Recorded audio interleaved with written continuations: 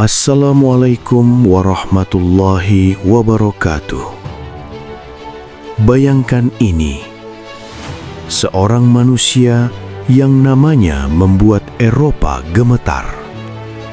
Seorang pemimpin yang ditakuti raja-raja salib, dihormati oleh musuhnya sendiri, dan dikenang sepanjang sejarah Islam dan Barat. Ia merebut Yerusalem. Ia menyatukan dunia Islam yang terpecah. Ia memimpin perang paling menentukan dalam sejarah perang salib.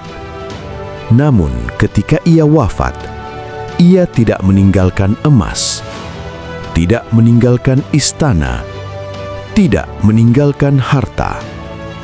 Bahkan biaya pemakamannya harus ditanggung oleh rakyat karena hartanya tidak cukup. Inilah paradoks besar dalam sejarah manusia. Dan disinilah kisah Salahuddin Al-Ayyubi benar-benar dimulai. Salahuddin bukan lahir sebagai raja. Salahuddin bukan anak raja, bukan keturunan khalifah, bukan bangsawan kaya. Ia lahir tahun 1137 Masehi di Tikrit, Irak modern, dalam keluarga tentara biasa Kurdi. Ayahnya, Najmuddin Ayyub, adalah seorang komandan kecil yang hidup sederhana. Tidak ada tanda bahwa anak ini akan memimpin dunia Islam, mengalahkan pasukan salib, atau menjadi legenda lintas peradaban. Bahkan di masa mudanya, Salahuddin dikenal pendiam, lebih suka belajar agama daripada latihan perang. Ia membaca Al-Quran, hadis, dan fikih. Perang bukan obsesinya, kekuasaan bukan ambisinya, dan ini penting. Salahuddin tidak dibentuk oleh ambisi dunia. Ia dibentuk oleh nilai. Salahuddin naik bukan karena kudeta, bukan karena ambisi licik, bukan karena haus tahta. Ia menjadi pemimpin karena keadaan memaksanya. Awalnya ia hanyalah bawahan pamannya, Shirkuh, Jenderal Nuruddin Zanki. Ketika pamannya wafat di Mesir, Salahuddin diangkat menjadi wazir. Banyak orang meremehkannya. Dia terlalu lembut. Dia bukan politisi. Dia bukan serigala kekuasaan. Namun justru disitulah letak kekuatannya.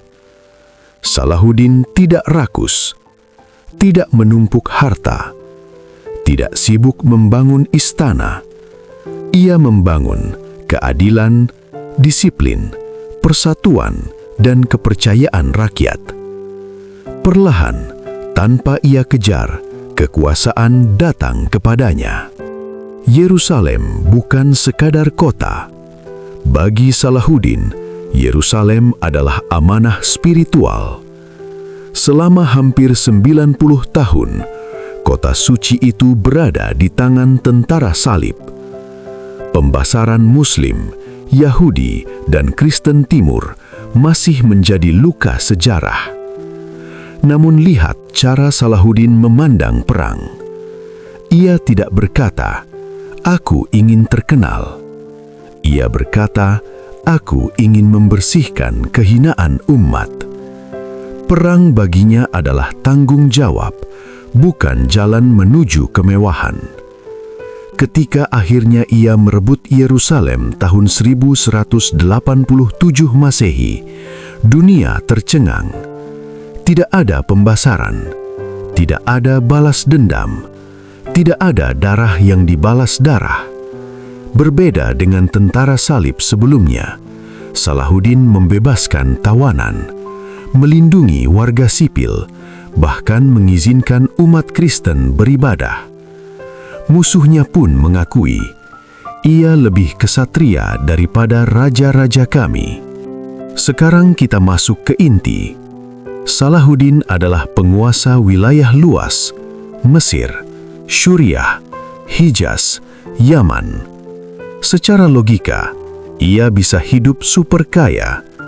Ia bisa membangun istana megah. Ia bisa meninggalkan dinasti kaya raya.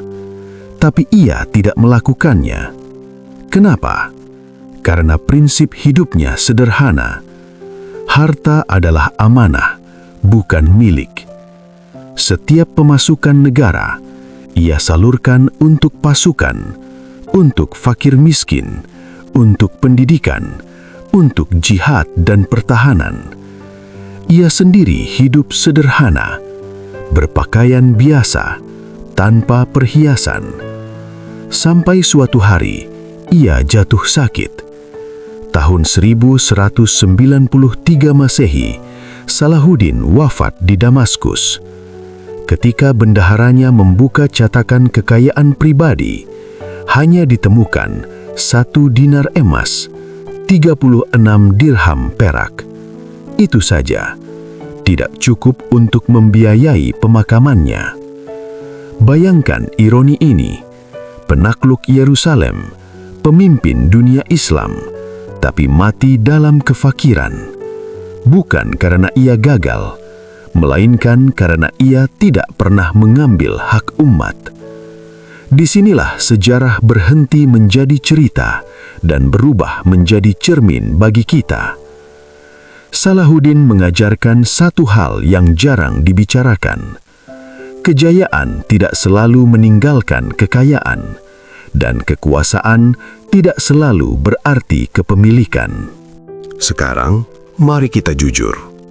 Sebagian besar pemimpin ingin dikenang, ingin dipuja, ingin namanya ditulis besar-besar.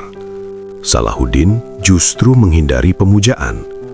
Ia tidak suka dipanggil dengan gelar berlebihan. Ia tidak membangun patung. Ia tidak menulis sejarah tentang dirinya sendiri. Ketika dipuji, ia sering berkata, "Semua ini bukan dariku, tetapi dari Allah."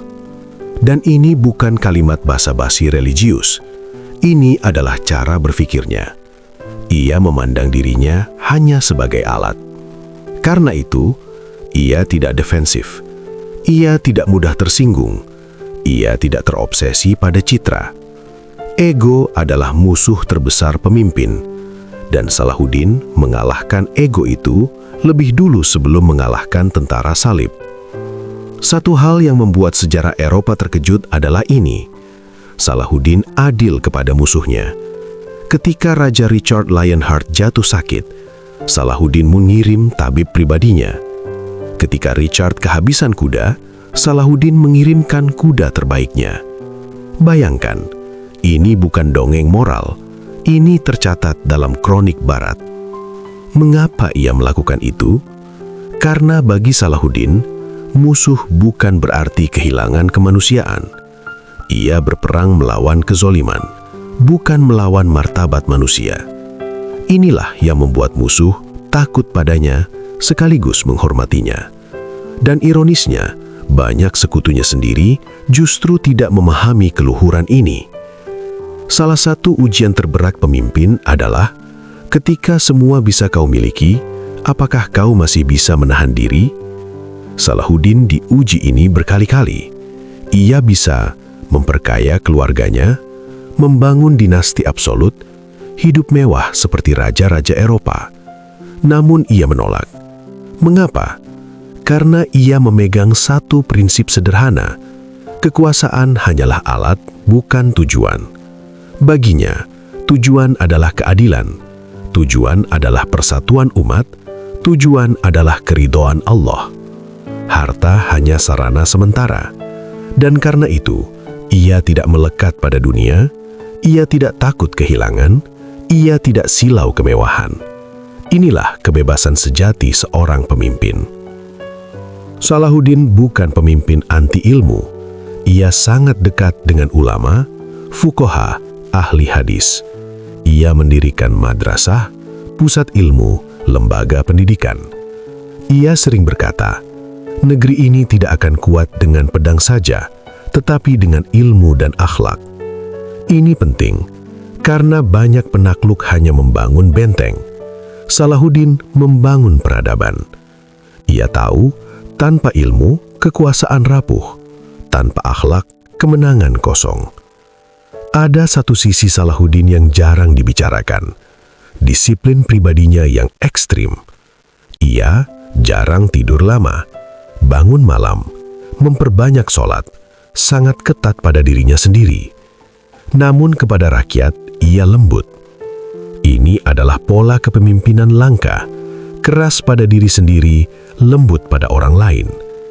Sebagian pemimpin melakukan sebaliknya, dan disinilah perbedaan Salahuddin. Salahuddin tidak pernah terlihat panik ketika menghadapi pengkhianatan, intrik politik, tekanan internal. Mengapa? Karena ia tidak menggantungkan jiwanya pada tahta. Ia tahu satu hal, jika kekuasaan ini diambil Allah, itu bukan kerugian bagiku. Orang yang tidak melekat pada dunia adalah orang yang tidak bisa diperbudak oleh dunia. Dan inilah yang membuatnya tenang, bahkan di tengah perang besar. Salahuddin bukan hanya pemimpin perang, ia adalah pemimpin jiwa. Ia menaklukkan ego, keserakahan, dan ketakutan akan kehilangan sebelum menaklukkan Yerusalem. Terima kasih telah mendengarkan. Kita akan lanjutkan part keduanya di episode berikut. Bantu channel ini dengan like, komen, share, dan subscribe. Wassalamualaikum warahmatullahi wabarakatuh.